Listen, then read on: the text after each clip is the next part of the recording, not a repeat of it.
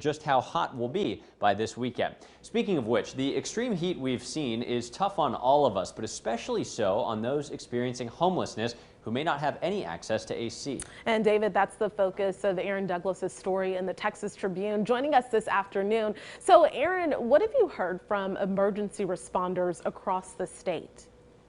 Sure. So the heat makes living on the streets much more dangerous than it usually is. Studies in other states have found that people without housing are at a much higher risk of death and illnesses.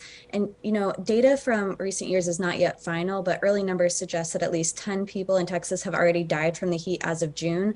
Their data doesn't track how many people were experiencing homelessness at the time, but we do know that heat-related emergencies are up right now. Heat-related emergency calls in both Austin and Dallas have surged, and Dallas first responders have gotten more than 300 heat-related calls as of mid-July, and that is 3 times higher than last year. We also know that emergency rooms are seeing an increase in patients with heat-related illnesses. That's what one emergency room told me here in Dallas. Aaron, in your report, you highlighted many cooling centers, which we advertise right here on KXAN, often go underused. Why is it that people are not able to sometimes take advantage of those? Yeah, so cooling centers are usually public libraries, senior centers, other public facilities run by the city, but the cooling centers have limited hours. They typically close around 4 or 5 p.m. And with climate change, we're seeing this heat is lasting longer and longer into the evening. And so often that 4 or 5 p.m. closure is when temperatures are still past 100 degrees, and they're also closed over the weekends.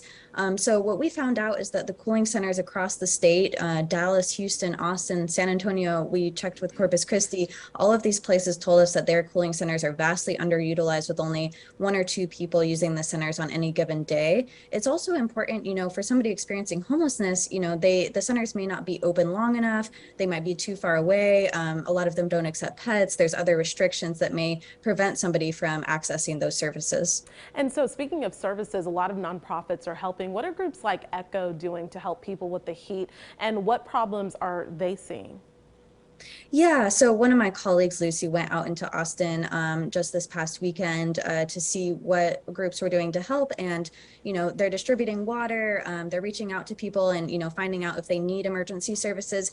But, a lot of people are what we were hearing is that people experiencing homelessness, this is a time when they're feeling down and exhausted, and the heat can cause health problems. And so people are just low energy, and that causes higher tensions for folks, and it also creates medical emergencies. And it's harder for first responders to get out into areas where people are experiencing these emergencies when there's camping bans or sweeps happening that are pushing people away from the city center.